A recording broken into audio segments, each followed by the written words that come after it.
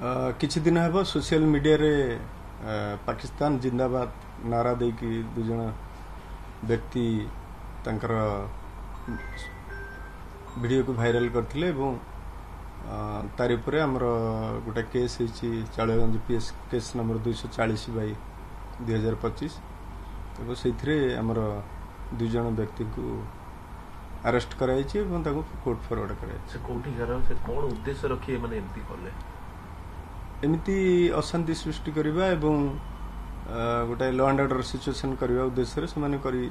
छंती बोली जणा पड़ुछि एवं सेटा भी वर्तमान सुधा हमर फर्दर इन्वेस्टिगेशन भी सही पर चली सर से माने करी कि कोन केमिति वायरल करले काहे कि माने गोटी मोबाइल केमिति कोन भली भाबे वायरल करले सेटा त हमर जो टेक्निकल टीम हमर डिसिप्शन के निर्देश रे जोटा कराइथिला सेटा टिके टेक्निकल इन नेचर ताकू जाहु आमे सेटा ब्रेक करछु एवं ताकू अप्रेंड करछु और परवर्ती समय रे सेटा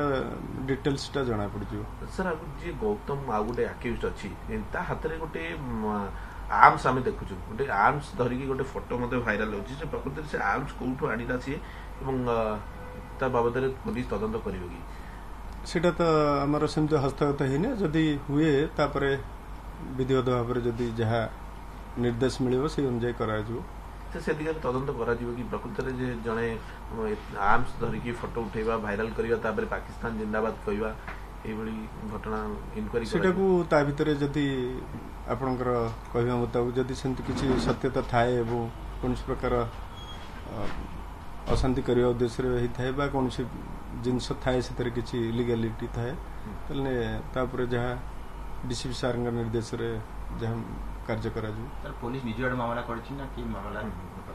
नै सेटा हम पुलिस तरफ रु कराइ छी जतले जनसाधारण रिएक्शन टिके असला अशांति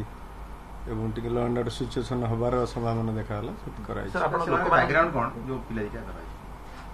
एबे तो सेमानकर जदिबा पूर्वरु गोटा दिटा लेखा केस अछि तथापि आउ टिके फर्दर वेरिफिकेशन एवं इंक्वायरी जान अच्छा ताको रिमांड आनिबार से आवश्यकता अछि संति किछि ना वर्तमान परिस्थिति देखिबु तदंत सापेक्ष सेटा जदि थिबो तले